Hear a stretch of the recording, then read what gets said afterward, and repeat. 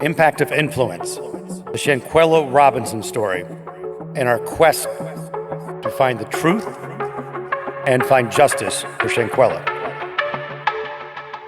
Hello, friend. Matt Harris and Seton Tucker together again. Impact of Influence on Facebook. We have had a lot of people reach out to us about, our coverage of Shanquella Robinson and where it is. And we are very fortunate to have Bernard Robinson join us in this episode.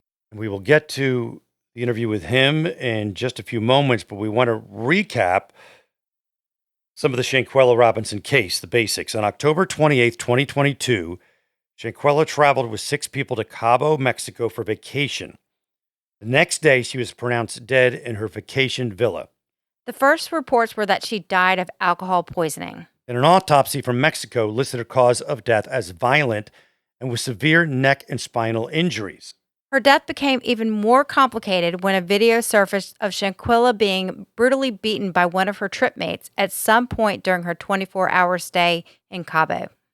One of the most recent developments was an autopsy of Shanquella conducted in Charlotte on November 17th, 2022, and it found Robinson's spine intact, contradicting past claims of Mexican authorities who had initially said Robinson's spine was broken. Will the alleged perpetrator of Shanquella's beating see justice? If anyone had a role in her death, will they be extradited to Mexico? What happened in that Cabo villa in October of 2022? Many unanswered questions, and we want to keep this case alive and the story alive. And now, here's the episode. In Dwayne's studio today with us is Bernard Robinson, who you may have heard on the other episode. One of the other episodes we did on the Shanquella Robinson case is with us. Tanya Rivens is with us, who has been working with Bernard in various media ways and has become quite tight with Bernard over the last, what's it been, 9 months, if I'm doing it quickly in my head. So first, Bernard, how are you holding up? I know there's no way you're going to say it's fine, but in relative to where you were 9 months ago. It's okay. I mean, it's a little better, but it's just every day I put on a face. Every day, I'm still hurting like crazy. I just have knots all inside of me. I'm just in a dark place.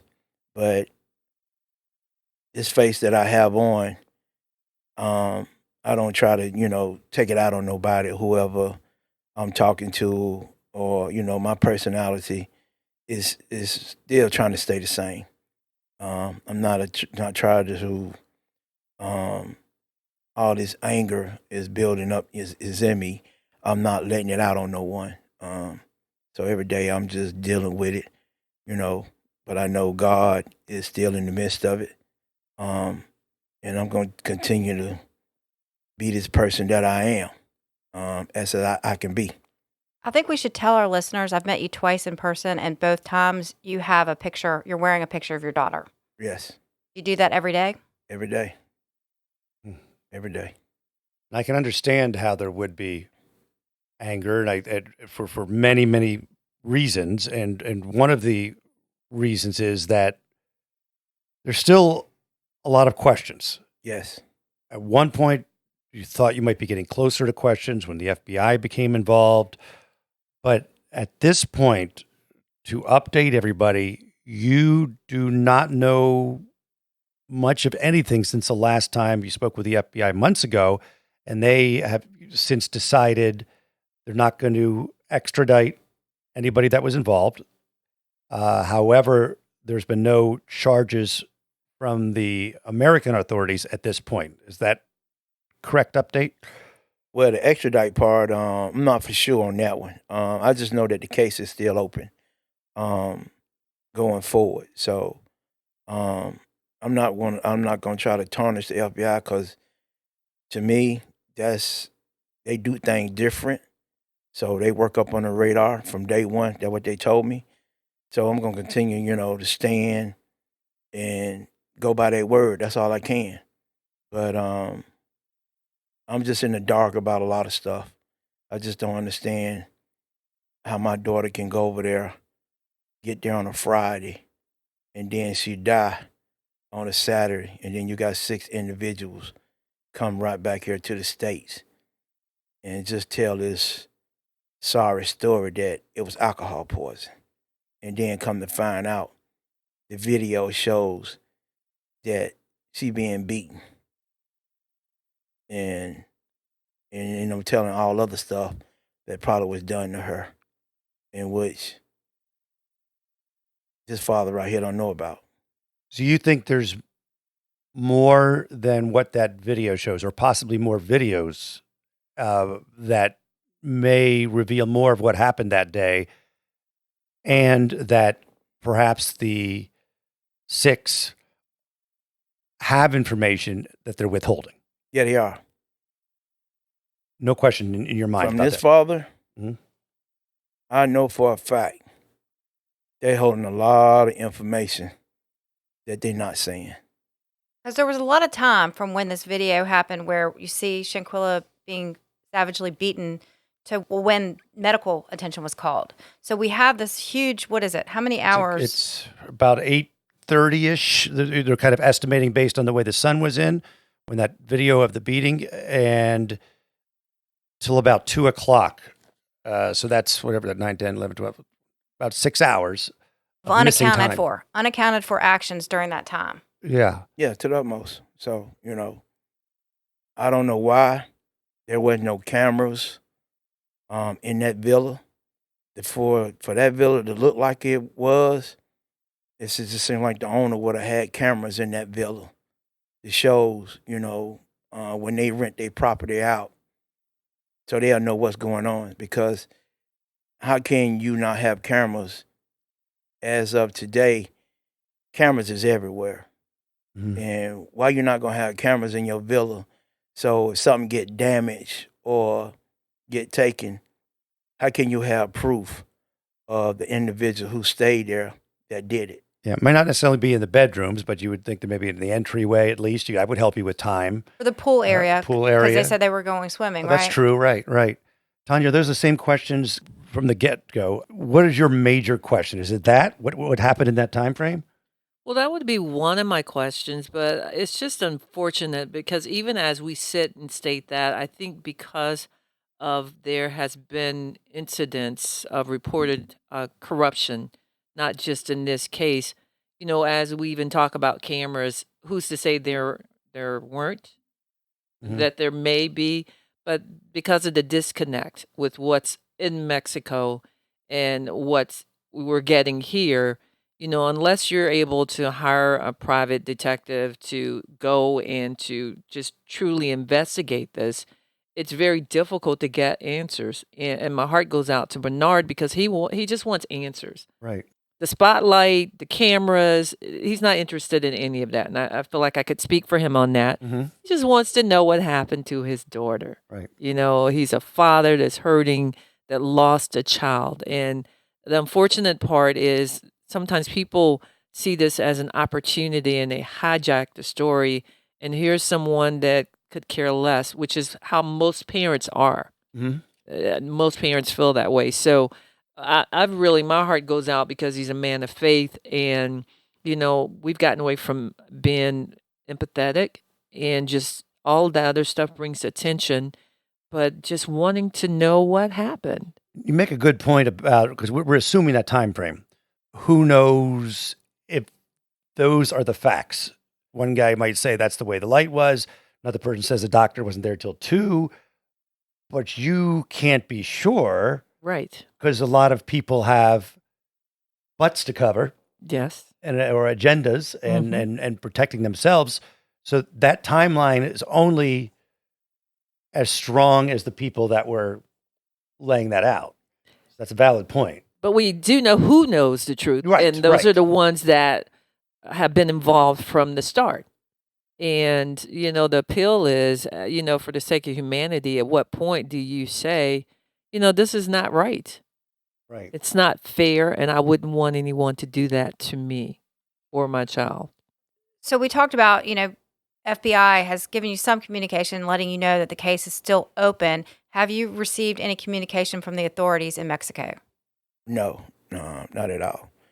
My main objective is how could all 6 of them leave from Mexico so quickly? How could they get out of there so quickly? How can each one of them get on that plane and get out of Mexico like that? Because they'd have to buy You pretty know, expensive tickets. They left. They did stay one night somewhere else, right? By the airport, I they believe. stayed at the Yeah. airport Airport, hotel. yeah. Airport Yes. hotel. Okay. They told the concierge that they were going to shop or eat or Eat. something, which was also very odd that your friend dies and you decide you're going to go shop and eat. Right. You know, my daughter laying up in that villa dead, and y'all out here drinking and eating or whatever y'all did after y'all did what y'all did or whatever happened. And then you're going to go to the airport hotel, Mexico airport hotel, whatever the airport hotel down there. And then you're going to get on the flight the next day. All 6 of you all going to fly out of there like that. And then one of you said you only had number $500 to come down. You know, you ain't have no money to get back, really. And y'all couldn't stay. Y'all could have stayed. This father right here would have made sure every last one of y'all got up out of Mexico. I would have made sure of that. Point blank. And that's a But you pretty didn't. expensive ticket Yeah. to the point, because this last minute change of flight or purchase back is not cheap. And these were about college age, all of them. A couple were about to, I think, did graduate. Yeah, same This age, past same spring. color. All of them. They was Yeah. going down there to celebrate one birthday, you know? Right. There was an open police investigation. Why was there not some sort of red flag from authorities to say these people need to stay because we need to question them? That's a good question, too. That's a great question. I think that speaks to either the disconnect or corruption. Well, they questioned him, but they say, well, But they did question him at they the questioned villa. him, but they say, Mr. Robinson, you need to get the ball rolling up here in the United States. Mm-hmm. And that's what I did. So we can't do nothing down here until you get the ball rolling. You got to go to the authorities in the United States, in your country, to get this ball rolling. Because he said they statements wasn't adding up. Well, it just Right. speaks to the fact that they were concerned enough that they felt like they needed to get out very quickly. I mean, if my friend passes away while I'm on vacation with them, I'm thinking I'm going to stay and make sure I contact the authorities and make sure that we figure out what's going to happen with my friend before I'm covering myself. Or contact, at the very least, contact Shanquella's parents. Yeah. Yes. Well, they just came to the mother. They ain't reached out to the father whatsoever. But not till they got back. Not even the parents. Well, they still ain't reached out to me. They just went straight to her mother and told her mother that story. I do want to point out that when you were raising Shanquella, your wife and you were together and, Right, and raised yeah. Shanquella. Mm-hmm. Just only recently that Right. you have separated and are two different Right. houses and whatnot. So and we talked about it in the previous episode, but that is important that people realize that you were very, very involved in her life. You lived with her in the same house. When she left, if I remember right, you were asleep. I was asleep. It was on a Wednesday. Right. I was asleep. She came in the house. And she said, Dad, I said, you in here? So I said, I'm asleep. I said, I got to go down the road later on. And she said, call me. I called her. So I figured when I called, she was busy doing hair or something. So I said, okay, then. I'll just wait and call on the weekend. So I got back in Saturday, did my usually routine, which, got up, took a shower, checked on my mom's, went and got me something to eat, came back, started looking at sports. All of a sudden, I get a phone call from my mom saying our daughter had passed. I said, passed where? And that's when she said, Mexico, Cabo. I said, Mexico, Cabo? Really? I just fell down on the floor, started crying. When she went to Mexico, Cabo? You had no idea. No idea. So in my mindset is this, what give you the respect to not to let me know she going over there, and you knew Mhm. all along that this trip was planned. I don't care if she is 25 years old. Still, I'm still her father. Mhm. If you knew, I should have known, because I don't know who the individual was. Being her dad, I could have said, who are all these folks you going with? I want to know their names, who their parents are. I always been like that ever since she was coming up. Even when her friends, if I go and pick up her friends and they with us, I want to meet the mother, the father, who in the household.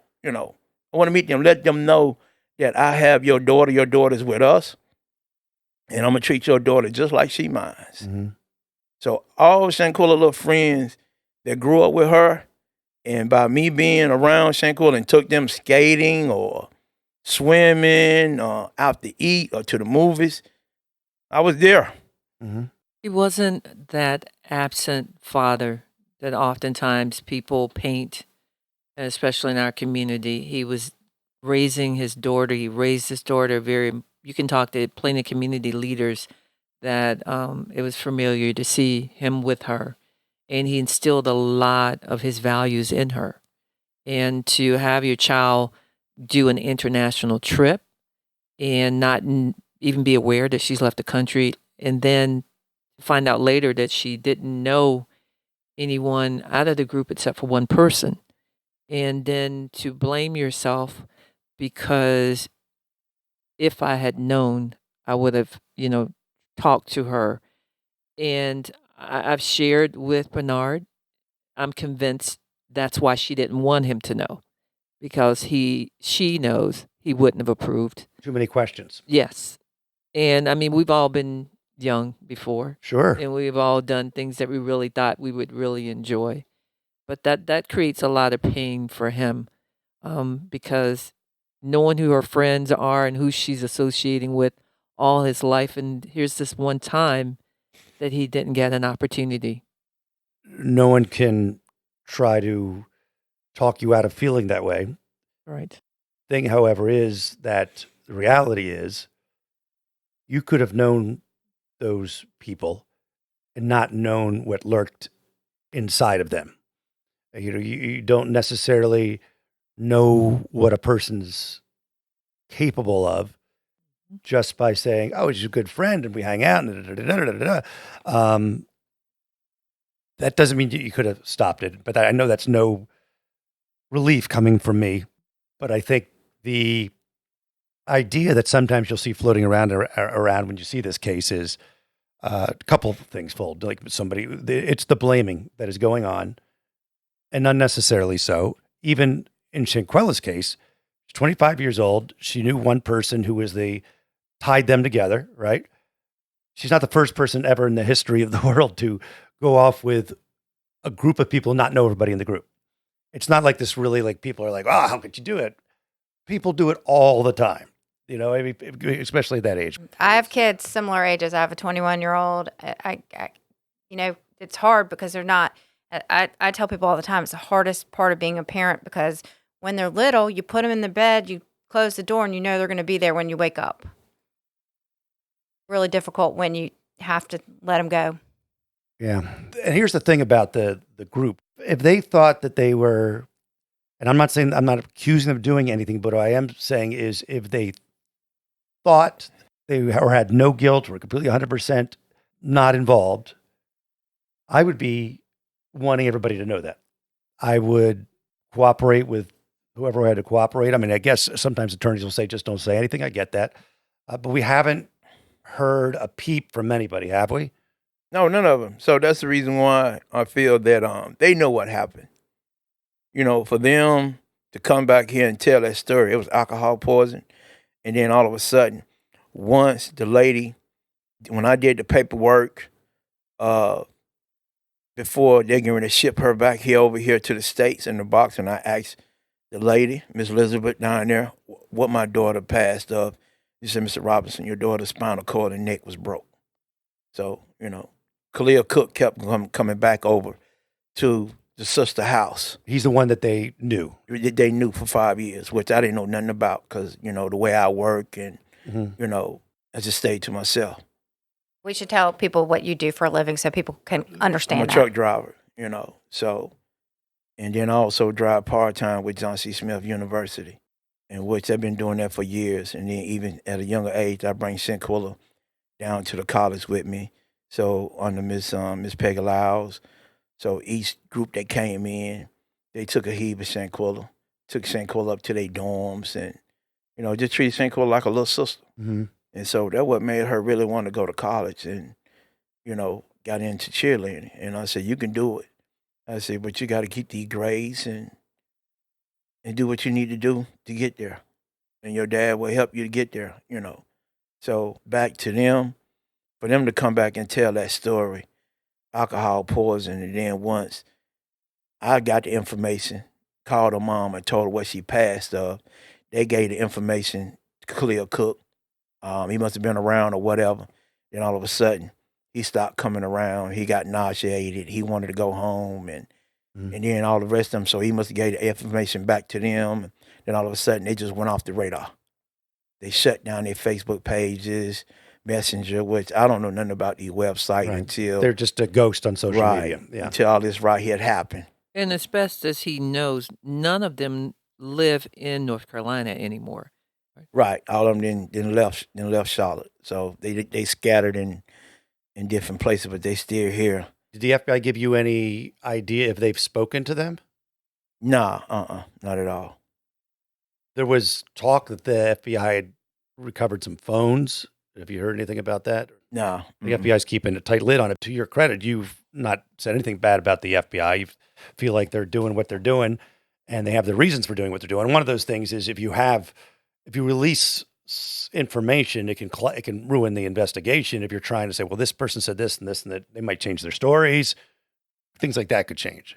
Well, Tanya, I know we spoke with you before this about keeping the story alive. Tell us what you're doing to help us keep the story alive, or help Bernard keep the story alive. So one of the things, because Bernard really around trying to get answers, so he reached out to, one of our lawmakers and tried to see, I connected them to see if she could talk to the State Department, at least give him something to go on.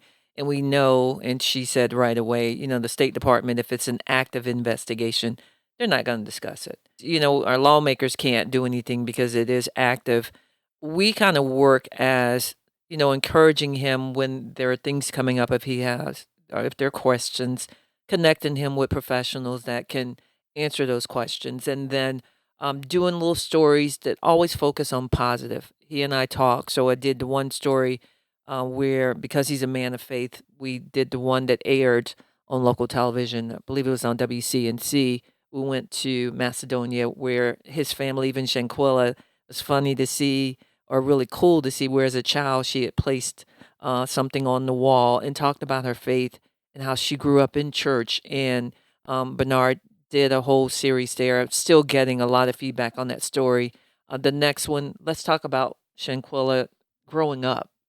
People really want to know who she is. So, talk to her first cousin, talk to one of her childhood friends that she was on the cheerleading squad with. So we did something around that.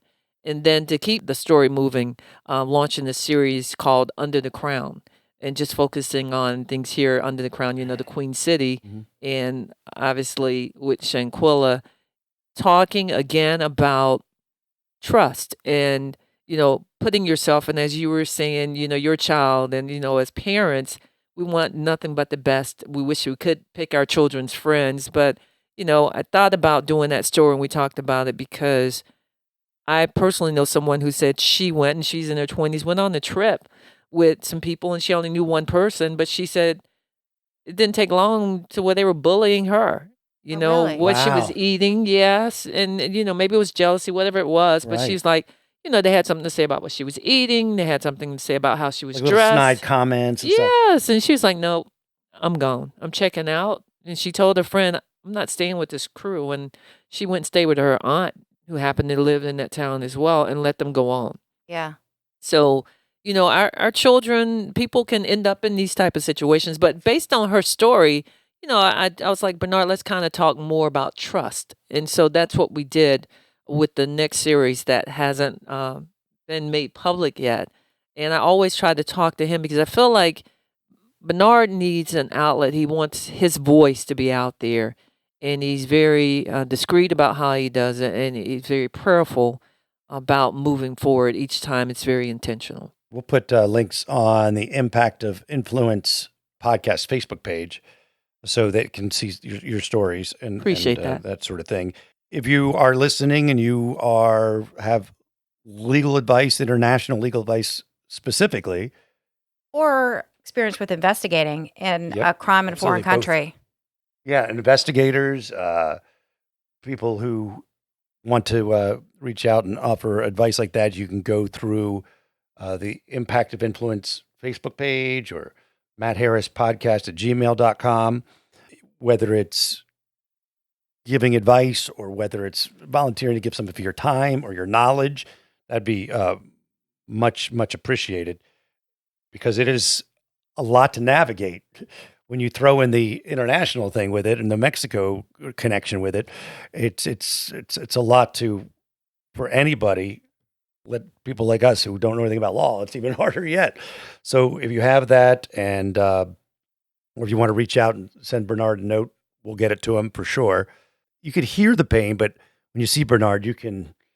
I mean, it's obvious on your face, and it's a combination of two. Because when you start talking to Bernard for a while, yeah, the pain, but when he starts talking about Shanquella, how he lights up with this proud papa thing, right? You Yeah. just see it; his face just like changes. I know it's heartbreaking, but I also see that bit of joy when you start talking about her. She was going somewhere. I mean, she would bring little girls or boys here. She was a role model to them. And for her to be Charlotte, North Carolina, she could have been a big asset to the community, to the young generation that's coming up. Mm-hmm. And they stole that from me. He stole it from us. Us, everyone around this world. The you know. community. Yep. And then for me not to be able to be a grandfather, not to be able to tell it, well done, well, good job, baby. You did it. You did it on your own. You achieved the goals that you wanted to do, that you set out for. You kept your hands in God's hands and he made it happen.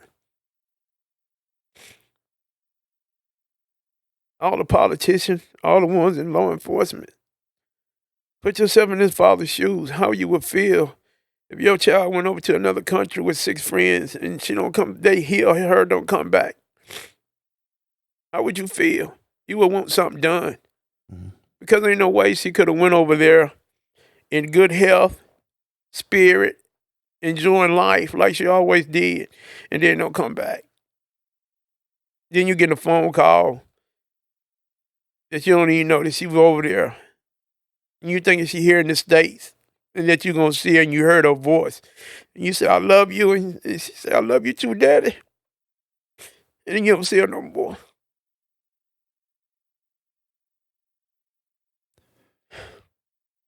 I'm just in the dark. I don't know nothing. I don't know why they did what they did. And then the parents, don't even reach out to the father. Don't get no the condolences, and I'm hearing, some of the kids' parents, they pastors or preachers, how can you stand in the pulpit and preach God's word and knowing your child was involved? Did any attend her funeral? Nah, not that I know of. I didn't want them there. I mean, if they got in, they got in because the funeral was so crowded, so big. I didn't know her funeral had took off like that. I just buried her the way I wanted her, how I saw her, And if anyone has seen the pictures, your daughter was absolutely beautiful, Yeah. and she favors you, Bernard. Yeah, she beautiful, but my main objective is to make sure she had the knowledge, the education, the morals, the standards. Treat people like you want to be treated. You don't look down on no one. You respect your elders. The beauty was fine, but still at the same time, I want to have all those tools where no one can take that from her. You earned it,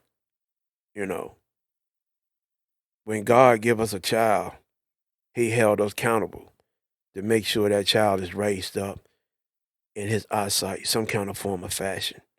We're going to make mistakes in life, But still at the same time, you at least want to try to give your child the tools that they need, that they're going to be able to succeed in life. They're going to stumble, but still at the same time, as a father and a mother, they should be there to try to pick their child up and let them know what they did wrong and learn from your mistakes. I just want to also make another point as he sits here trying to navigate and figure out people are aware there is a GoFundMe account that was set up, and they may be having questions. And Bernard doesn't want to address it, but I know he's comfortable with me saying he's not associated with that. And so when he sits here and asks for resources or law enforcement or investigators or people that can help and to provide some insight, that's why, because that's totally separate, because that's not been his goal from day one. Right. He's not raising money in any way. Not even He's interested. just spreading the word. And asking That's for a very good resources point. that may Very be able to point. help. Yes. That's a great point, Tanya. Thank you for saying that. Thank you, guys. And I hope our impact of influence people will come through. I have faith. I have faith. Let me just say one thing. I just Sure. want to thank everyone around this world, this nation, that hear me. Keep praying for me. Because I'm standing on y'all's strength and my faith in the God. But I know without a doubt, God gonna bring everyone justice around this world, this nation. You gonna see it. Shanquella gonna get justice. My daughter's not gonna die. Our daughter is not gonna die in vain. See everyone, sister, granddaughter, around this world, around this nation. See still everybody topic at the dinner table, cookouts. Whatever the conversation is, just keep praying for this father. Because I'm hurting tremendously. I get emotional every day. You know? Because he didn't deserve this. Not at all. He didn't deserve this. No. No one does. And we will be praying for you. And Khalil Cook, I just can't see how you betrayed her kindness, her caringness for you as a friend. All of y'all. And y'all took her over there out of her comfort zone. And y'all did this to her. Y'all know what you did. And if you didn't clear it up, If you don't pay here on earth, you will pay on judgment day when you come in front of the God. Because he will. He fight her vengeance. He fight everybody's vengeance, and he got everybody battles. So you do got to answer to him. So I just want to say thank you for this podcast. oh, jeez. Come and Yeah, speak it thank you, today. guys. No, And, Yeah. We really appreciate you coming on and telling us your story. I'm just still hurting. I walk, like I said, I get up every day and put on a face. But I don't try to take it out on no one. I'm still continue to be Bernard Robinson as I always been. But I know God gonna bring me justice. He gonna bring everyone justice. It's coming. I just want everyone who can do something about this. Just think about if y'all was in my shoes and y'all child went over there and this happened. What y'all would want done. That's all I'm asking. Justice for Shanquella Robinson. That's all I'm asking. On that note, thanks, guys. Thank you.